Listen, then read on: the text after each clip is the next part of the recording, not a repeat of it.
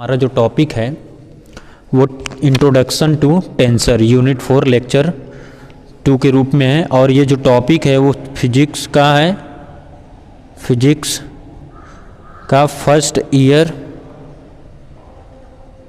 का first semester है। आज मैं आप लोगों को बताने वाला हूँ कि टेंसर क्या होता है। ठीक है, टेंसर के बारे में बताएंगे। एकदम जीरो लेवल से स्टार्ट किए हैं। तो needs of the basin vector, basin vector क्या होता है उसको समझिए। पहले कह रहा है कंसीडर पॉइंट P। पहले हम यहाँ पर मान लेते हैं कोई पॉइंट 2, 3 और 4 located in a 3 dimensional Cartesian coordinate system.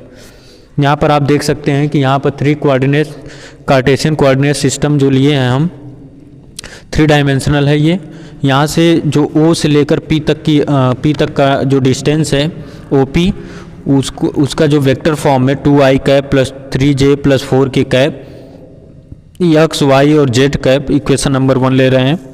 यहाँ पर i j और k जो है वो x एक्सिस, y एक्सिस और z एक्सिस को शो कर रहा है।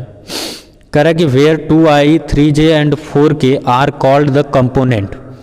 अब इसमें जो ऐड किया गया है, ऐड करने के बाद जो x एक्सिस पर, y एक्सिस पर और z एक्सिस पर है उसको हम लोग कंपोनेंट बोलते हैं। कह सकते हैं कि इसमें टोटल कितने कंपोनेंट है, 3 कंपोनेंट। हम यहाँ बताएंगे कि टेंसर, ऑर्डर ऑफ टेंसर क्या होता है। कह रहा है कि and i j k are called basis vector. इसमें जो i j और k है वो बेसिक वेक्टर है। ठीक है, चैनल पर आप लास्ट तक बने रहें, उसके बाद हम आपको बताएंगे कि एग्ज़ाम का प्रिपरेशन कैसे करना है। कह रहा है कि बेसिस वेक्टर जो होता है, जैसे यूनिट वेक्टर नहीं, यूनिट वेक्टर को ही हम लोग क्या बोलते हैं, बेसिस वेक्टर। एग्जाम्पल में यहाँ पर लिया गया है कि 40 डिग्री सेल्सियस कह रहा है ओनली मैग्नीट्यूड। अब 40 डिग्री सेल्सियस में जो है यहाँ पर डायरेक्शन शो नहीं कर रहा है, यहाँ पर सिर्फ क्या है, ये मैग्नीट्यूड को शो कर रहा है। कह रहा है कि ओनली मैग्नीट्यूड, कह रहे because direction has no role, मतलब इसमें डायरेक्शन का कोई भी रोल नहीं है, इसलिए यहाँ पर सिर्फ क्या है, मैग्नीट्यूड है। ठीक, 40 डिग्री जो दिया गया है ये मैग्नीट्यूड है। कह रहे बेसिस वेक्टर इक्वल 0। तो अगर सोचिए कि जिसमें सिर्फ मैग्नीट्यूड होगा तो उसमें यूनिट वेक्टर नहीं होगा, बेसिस वेक्टर नहीं होगा, क्योंकि जहाँ पर डायरेक्शन होता है वहाँ पर ही हम लोगों को मिलता है बेसिस वेक्टर और यूनिट वेक्टर। तो बेसिस वेक्टर को ही हम लोग यूनिट वेक्टर भी बोलते हैं, और इसी पर डिपेंड करता है हमारा जो टेंसर है।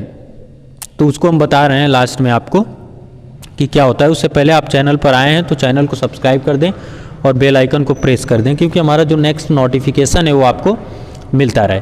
कह रहे scalar which has no basis vector. अब कह रहा है कि कोई भी स्केलर होगा, क्योंकि स्केलर और वेक्टर 2 होते हैं, एक स्केलर होगा, दूसरा क्या होता है, वेक्टर होता है।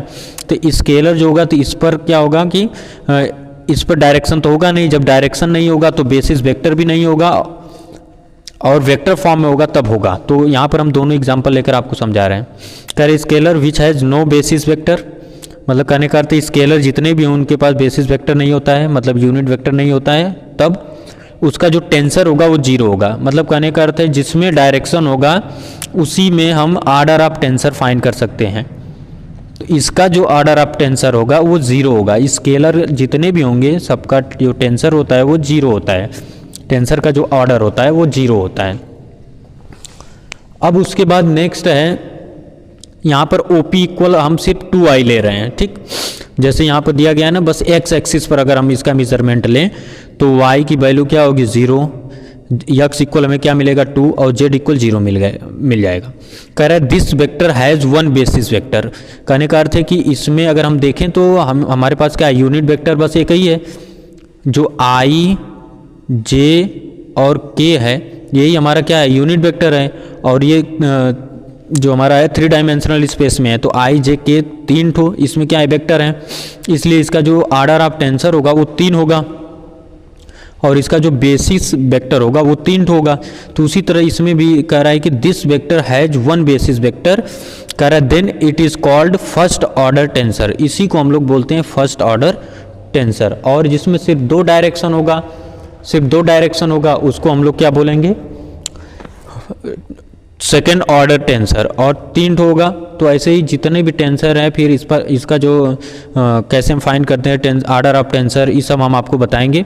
यहाँ से आपको तो समझ में आ ही गया होगा। आई होप ये वीडियो आपको अच्छा लगा होगा। So thank you friends.